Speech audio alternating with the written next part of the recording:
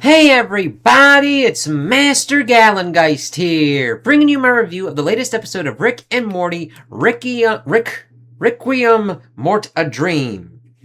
Yeah, Rickuiem Mort a Dream. No, it's Requiem, but it's like, holy fucking shit. So, this one was a pretty interesting one. I like how it delved into the concept of empathy and shit that kind of goes on between Rick and Morty with certain kind of things.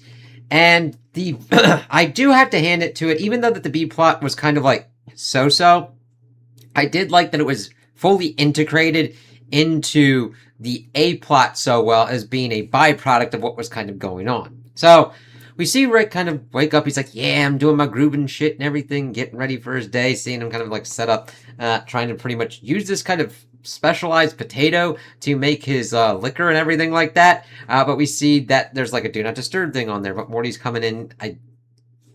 It really wasn't that kind of important, but he is like trying to bang on stuff and it pretty much destroys everything and he's pissed off. He's like, look at this thing. Wherever I'm happy, you don't intersect, motherfucker. And of course, it's like, oh shit. And it's like, it's kind of pissing him off and it's like, holy fucking shit. But he tried to like make amends with him by giving him a sympathid, like an alien bug that like feeds on empathy and makes Morty hallucinate the most empathetic version of whatever anyone says or does to him. Let's see. So he needs that potato, so he decides to look throughout the galaxy, and the only place that well, at least their kind of universe, the only place they can find it is this like Dancing with the Stars kind of thing. So we see that Morty's under the influence of this whole thing, getting the kind of encouragement that he needs from Rick as they're doing the whole dance number. They win it and everything, and they kind of go back. Rick also sets Summer and Jerry off on a task of pretty much getting him all the kind of stuff that he would need to make his distillery again. They pretty much get hung up on the whole kind of barrels. So they pretty much go to a store. They had stopped for Summer's kind of stuff. Rick said that, like, Summer can get her shit, but Jerry can't get his because his shit is stupid. And it's like, how'd you know? I know what you get, Jerry, kind of shit. So they go there, and they're all out of the barrels at Home Depot, but they see this one dude's pretty much got them all. This woman then asks him for directions, and he pretty much takes her. And they're like, ah, shit. Jerry's more like, we gotta rescue that woman. Summer's like, let's just go get those barrels. And it's like, oh, shit. So they pretty much come up with the idea of, they get like a carpet, they wrap Summer in it, and it makes it look like Jerry is a serial killer as well, seeing if he could get like some barrels off of the dude. He's like, hey, let me take you. The thing is, he's like, how about like $75, like doing retail for the barrels? He's like, all I got's 100. He's like, no, I don't have change. I'm like, you can keep the change. And there's like the serial killer's getting ready to like bring him in as well. And they're trying to figure it out. It's like, listen, let me go in there and try and see what's going on. You look around to try and like find the barrels and help the girl. And Summer's more like, I want the barrels. Finds her in a hole, and they're like rolling everything out. We see that Jerry is attempting to like keep the dude kind of busy. He's like, oh, I do this, that, and the other with him, and Jerry then goes completely off that. He's like the birthday killer, where he like kills people on their birthday and shit like that, making them the like more like parent and child kind of shit. Is like, holy fucking shit. It freaks the dude out so much that he fucking calls the cops on him. It's like, oh shit. Let's see. Yeah. And we see that Rick and Morty win the potato.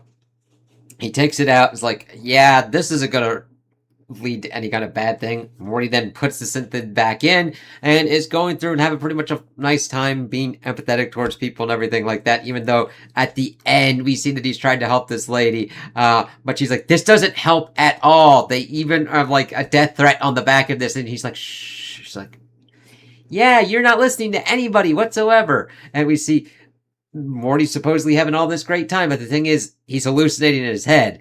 He also is attempting to help Rick, but then we see that he gets his arm fucking blown off, and Rick takes out the synthid, which has grown to gargantuan fucking size. And we're like, blah, blah, blah, blah. It's like, holy fucking shit, man. And it's like, you were empathizing with a fucking explosion. And it's like, god damn it, Morty. I told you not to put that shit in. And, you know, like, you have to be very careful with this motherfucker. It's like, oh shit.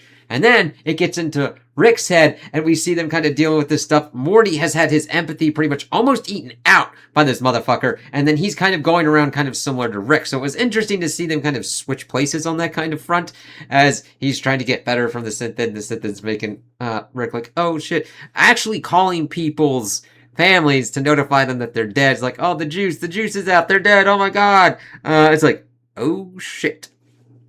So Morty essentially takes on the role of Rick here, pretty much getting them out of the whole kind of situation as they were trying to get some kind of device thing. Let's see.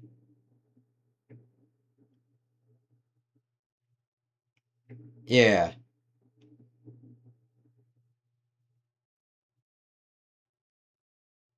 And then bringing that, like, Morty understands how Rick has to kind of handle him in these kind of situations, because he is now in that kind of scenario as well, as they kind of get out, and then pretty much trying to get there to the other place. We see then that the serial killer is chasing Jerry around his house. We see that Summer pretty much calls in, and Morty's like, I'm kind of dealing with something. Pretty much flying their car out and blasting some motherfuckers out to get there. It's like, all right, fine, I'm getting there. We see that they get surrounded by cops. This one dude's like going kind of fuckity day. But we see that Jerry is able to connect with the... Well, we see that Morty is able to connect... Well, Jerry's in the fucking bathroom, but Morty comes down, pretty much connects with the dude, being like, yeah, you just need a hug or whatnot. He's like, I'm ready for my hug. And then the cops blast his ass. Like, you could see they coming from a mile away, but it's at least executed well enough. And then Jerry's like, you're not gonna all shoot me, right? And comes out, but then we hear all the cops dry firing at his fucking ass. Like, holy shit. Then they are able also to get the synthid out of Rick, and it's like, oh shit.